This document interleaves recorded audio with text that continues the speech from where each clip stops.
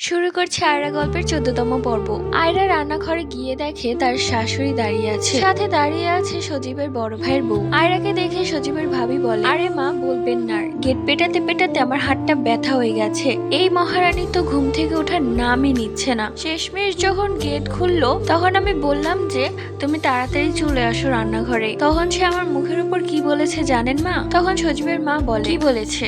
আমি এ বাড়িতে নতুন, আমি কিছু করতে পারবো না, আস্তে আস্তে সব করব। এই কথা শুনে তো আয়রা যেন আকাশ থেকে পড়লো। এই কথা আয়রা কখন বলেছে সে নিজেও জানে না। সজীবের ভাবি বানিয়ে বানিয়ে মিথ্যা কথা বলছে আয়রার নামে। সজীবের মা সজীবের ভাবির কথা শুনে আয়রার দিকে চোখ গরম করে তাকিয়ে বলল, এই হারামজাদি, তোকে কি এই বাড়িতে রেখেছি বসে বসে খাওয়ার জন্য? তোর সাহস তো কম না, এখন কাজ করবি না পরে করবি, তোকে আজকে আমি মজা দেখাবো। এই বলে চুলাতে গরম খুন্তিটা দিয়ে আয়রাকে টান দিয়ে সামনে এনে আয়রার পিঠে গরম খুন্তি লাগিয়ে দেয়। আর আয়রা চিৎকার করে মাগো বলে ডেকে ওঠে। আস্তে আস্তে নতুন নতুন অত্যাচার আয়রার উপর চলতে থাকে। সজীবের ভাবি নতুন নতুন বাহানা খোঁজে আয়রাকে মার খাওয়ানোর জন্য। আয়রার কান্না করতে করতে যেন চোখ দিয়ে রক্ত বের হয়ে যায়, তবুও সজীব তার দিকে ফিরেও তাকায় না। রাত হলে সজীব বাড়ি এসে তার চাহিদা মেটায়। আয়রার শরীরে ছোপ ছোপ দাগ, সবগুলোই ছিল মারের দাগ। যে জায়গায় মারতো সেই জায়গায় রক্ত জমে নীল হয়ে গেছে। এমনি কিছুদিন কেটে যায়।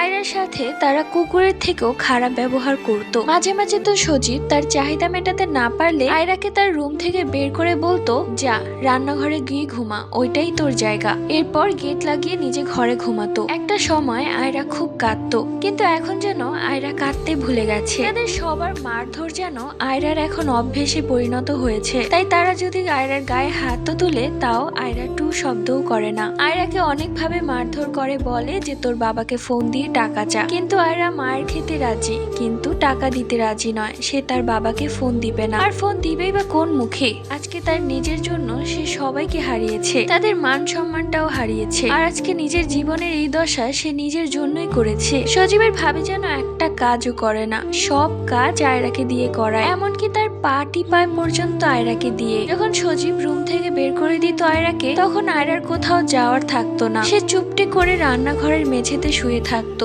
আর তখন হামলা করতো আয়রার বড় ভাই তার ওপর। এই নিয়ে আয়রার বড় ভাই কয়েকবার আয়রার সাথে জোর জবরদস্তি করার চেষ্টা করেছে। প্রত্যেকবারই আয়রা চিৎকার চেঁচামেচি করে সবাইকে জাগিয়ে দিয়েছে। কেউ কিচ্ছুটি বলেনি, কেননা তার ভাইয়ের টাকায় সংসার চলে। আরেকদিন তো আয়রা ছাদে কাপড় শুকাতে গিয়েছিল। ঘরে এসে দেখে সজীবের ভাবির সাথে সজীবের অন্তরঙ্গ দৃশ্য। আয়রাকে দেখেও তার ভাবি কোনো ভ্রুক্ষেপ করেনি, বরং বলেছে, দেখো দেখো তোমার বউ কেমন বেহায়ার মতো দাঁড়িয়ে আছে, যা এখান থেকে, যা বলছি। পরবর্তী গল্প।